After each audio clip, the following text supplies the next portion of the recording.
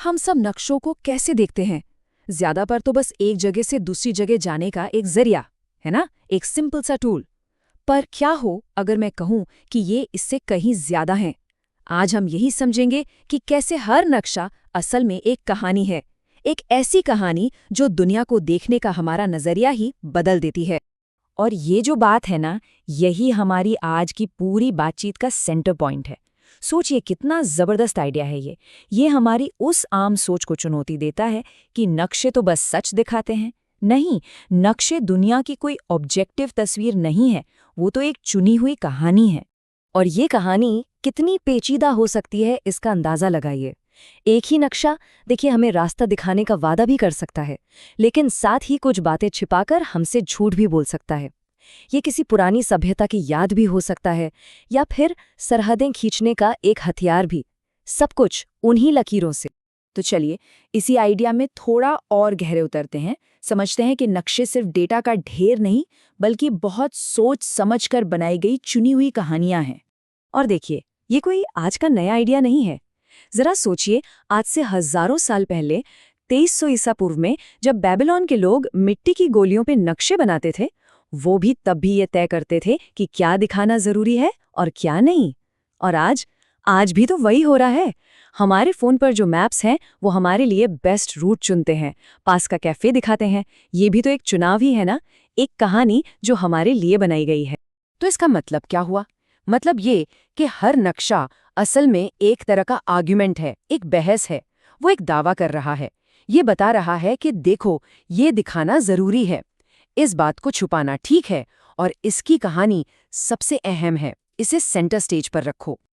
अच्छा, तो अब ये तो साफ हो गया कि नक्शे कहानियां हैं। तो अगला सवाल ये उठता है कि भाई ये कहानियां बताई कैसे जाती हैं? चलिए अब ये देखते हैं कि जो कार्टोग्राफर होते हैं, मतलब नक्शा बनाने वाले, वो ये चुनाव करते कैसे हैं। बड़ा जरूरी सवाल है ये, है ना? और इसका जवाब छिपा है नक्शे के किस्म और उसके मकसद में। सीधी सी बात है, अलग अलग कहानियों के लिए आपको अलग अलग तरह के नक्शे चाहिए होंगे। तो सबसे पहले बात करते हैं जनरल रेफरेंस मैप्स की। इनको ऐसे समझिए कि ये हमारी दुनिया की बुनियादी कहानी बताते हैं, मतलब एक तरह से स्टेज सेट करते हैं। ये वो नक्शे हैं जो हम रोजमर्रा की जिंदगी में सबसे ज्यादा देखते हैं।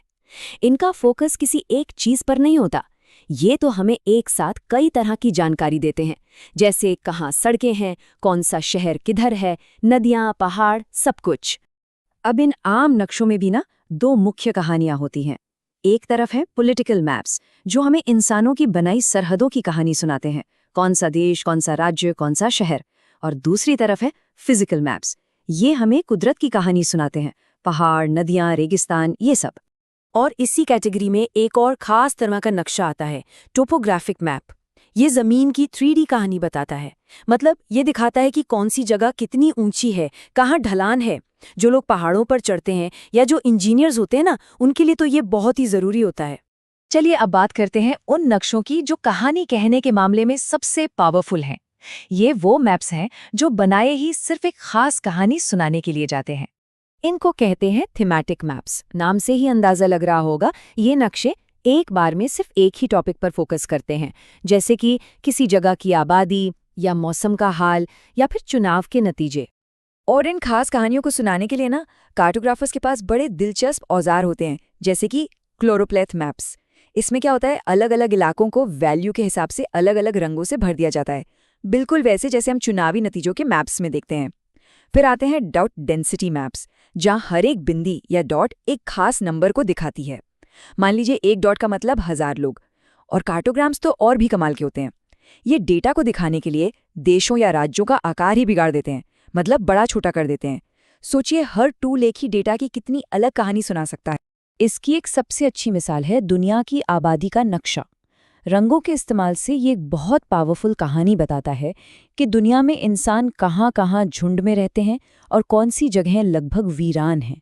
ये सिर्फ नंबर नहीं है, ये डेटा की एक जीती जागती बोलती हुई कहानी है। तो ठीक है, अब तक हमने जो कुछ भी समझा है, आइए उसे एक साथ जोड़ते हैं और किसी भी नक्शे को पढ़ने, उसे समझने का एक तरीका, एक फ्रेमवर्क बनाते हैं। तो बस इतना याद रखना है, पॉलिटिकल मैप्स इंसानी सरहदों के लिए हैं, फिजिकल मैप्स कुदरत को समझने के लिए, टोपोग्राफिक मैप्स ज़मीन की ऊंचाई निचाई के लिए, और थीमैटिक मैप्स किसी एक खास डेटा की कहानी को पूरी गहराई से बताने के लिए सबसे बेस्ट होते हैं। और आखिर में हम वापस उसी फिलोसॉफिकल आइडिया पर लौटते हैं। किसी भी नक्शे पर सबसे खतरनाक चीज क्या होती है? उसका फ्रेम, क्योंकि वही फ्रेम तो तय करता है कि कहानी के अंदर क्या है और क्या बाहर छोड़ दिया गया है। तो अगली बार जब भी कोई नक्शा सामने आए तो सिर्फ ये मत देखिए कि वो क्या दिखा रहा है, रुक कर ये सवाल जरूर पूछिए कि ये नक्शा क्या नहीं दिखा रहा है, कौन सी कहानी है जो इन लकीरों से बाहर छूट गई है। क्योंकि यकीन मानिए, असली समझ की शुरुआत वहीं से होती है।